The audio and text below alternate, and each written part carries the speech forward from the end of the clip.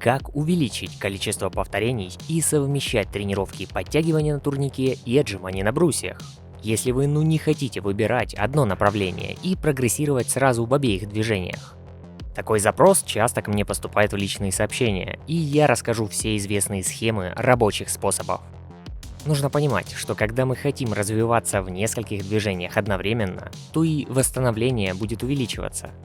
И мы не сможем одинаково быстро прогрессировать в сравнении, если бы мы выбрали приоритет только на подтягивание или только на отжимание. И у каждого изначально тяговые или жимовые движения даются лучше, но способы совместить их есть.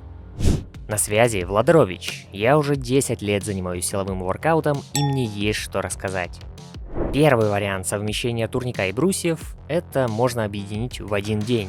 Для тех, кто может себе такое позволить, например, более длительные тренировки, порядка 1,5-2 часа и более.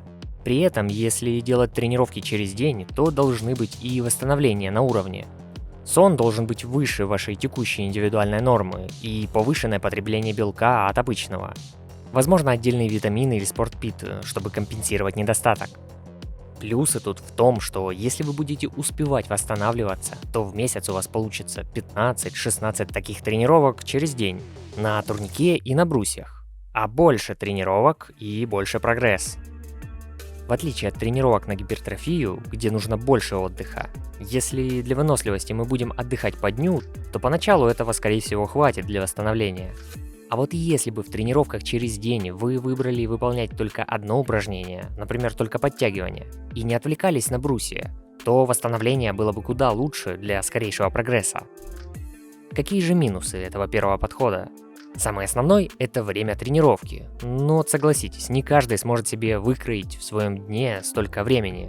Около 2 часов, а то и больше. И оно будет постепенно увеличиваться. Объем нагрузки будет большой и постепенно будет расти в сумме повторений. И тогда, как только мы чуть не доели, чуть не доспали, и это уже будет ощущаться в прогрессе и восстановлении. Центральная нервная система постепенно будет накапливать усталость, и поначалу быстрый прогресс может смениться на его замедление или вообще застой. Тогда стоит перейти на 2-дневный отдых. Но в один из таких дней проводите облегченную нагрузку. Подтягивайтесь, отжимайтесь с фитнес-резинкой для упрощения. И, конечно, без всяких там отказных подходов. Просто делайте такую облегченную нагрузку, чтобы поддерживать мышцы в тонусе и лучше восстановиться, чем когда вы будете просто пассивно отдыхать.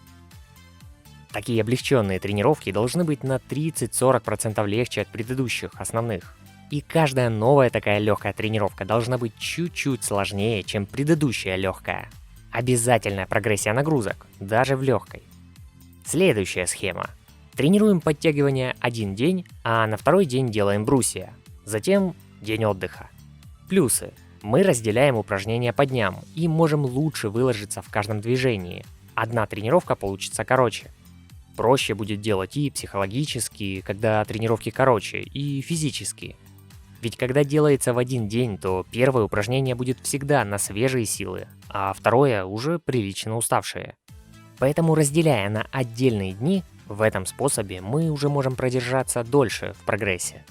Из минусов тут уже будет меньшее число тренировок в месяц и меньший сделанный объем работы. Прогресс, с одной стороны, медленнее, но тут и дней отдыха получается больше. Лучше восстановление, в общем, нужно пробовать и тестировать конкретно на себе.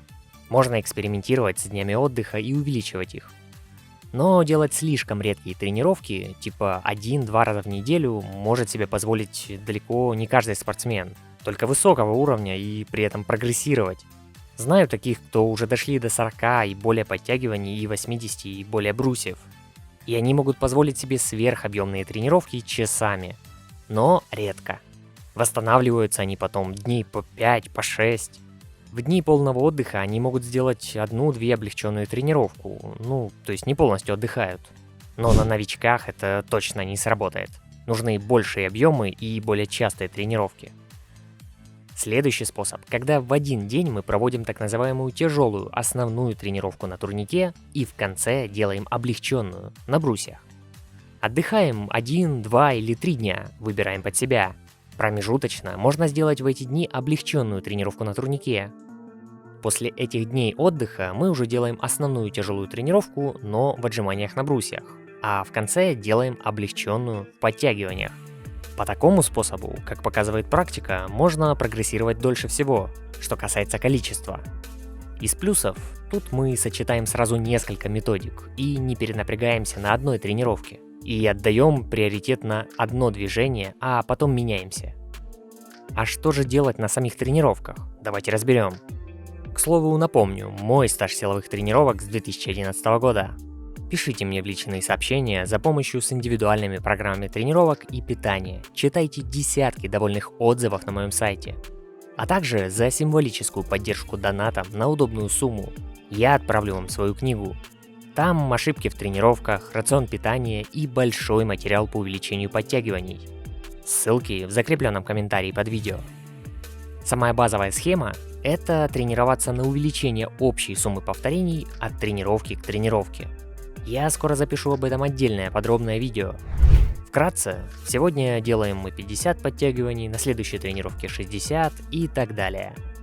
Тут важно правильно сочетать максимумы и держать определенный диапазон повторений.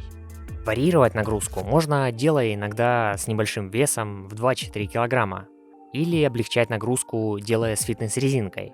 Основные тренировки должны быть классические, с собственным весом. Это как и в тренажерном зале, когда мы работаем с разным весом и соблюдаем вариативность. Статика в висе на согнутых руках на турнике и статика в упоре на брусьях тоже полезна для увеличения количества. Так мы сможем включать в работу мелкие мышцы-стабилизаторы. Методики использования частичных повторений тоже имеют место.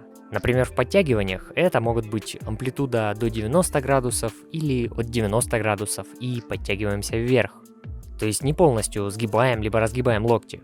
Это поможет отработать нижнюю или верхнюю фазы движений, если у вас проблемы на последних повторениях с дотягиваниями или вы не можете сдвинуться с нижней точки. Медленные повторения тоже один из методов вариативности и развития выносливости. Они сочетают и статику, и динамику. Ну или можно попробовать подтягиваться с большими паузами, чем вы привыкли. Например, повисите вверху, внизу по 3-5 секунд. Способов изменить нагрузку есть еще просто множество. Одним из вариантов будет объединение в круги подтягиваний и отжиманий на брусьях. То есть мы подтягиваемся, потом отдых 15-30 секунд и отжимаемся, и потом полноценный уже отдых. Один круг – это как один подход. Или используем суперсеты. Начинаем подтягивания классические, потом переходим к подтягиваниям с резинкой, а затем австралийские, пока есть силы. Или же начинаем с подтягиваний с весами. И, кстати, делитесь опытом в комментариях, как вы тренируете подтягивания и отжимания. Я рекомендую к просмотру еще одно видео на экране. 7 ошибок в тренировках, которые мешают вашему прогрессу. Лайк, подписка.